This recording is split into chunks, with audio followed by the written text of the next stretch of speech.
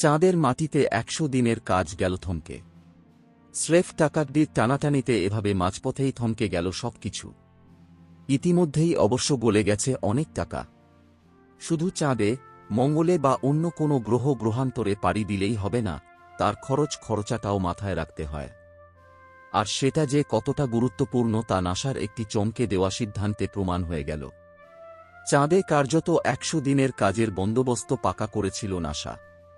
২০২৫ সালে একটি রোবোটিক মিশনের ব্যবস্থা করে ফেলেছিল নাসা, যা চাঁদের দক্ষিণ মেরুর কাছে নামবে।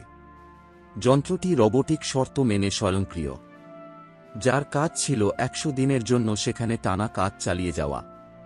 কাজও একটিই, চাঁদের দক্ষিণ মেরুতে বরফের খোঁজ করা। এটাই ছিল ভোলাটাইলস ইনভেস্টিগেটিং পোলার এক্সপ্লোরেশন রোভার বা ভাইপার মিশনের কাজ।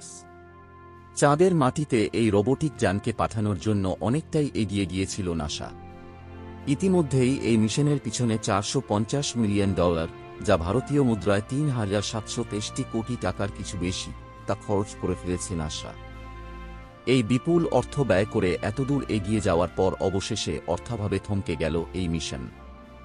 যদিও নাসার তরফে এটা জানানো হয়েছে মিশন খুব ভালোভাবেই এগোচ্ছিল, সব ঠিকঠাক তৈরি হচ্ছিল, কিন্তু অর্থের সমস্যায় এই মিশনকে থামাতে হল। এর ফলে $৮৪ মিলিয়ন বেঁচে গেল নাসার। তবে চাঁদে এই যন্ত্রকে পাঠানো আপাতত স্থগিত হয়ে গেল, যদিও চাঁদে মানুষ পাঠানোর উদ্যোগ চালিয়ে যাচ্ছে নাসা। বন্ধুরা, মহাকাশ সম্বন্ধে নতুন নতুন তথ্য জানতে চ্যানেলটিকে সাবস্ক্রাইব করুন পরবর্তী ভিডিও দেখার জন্য।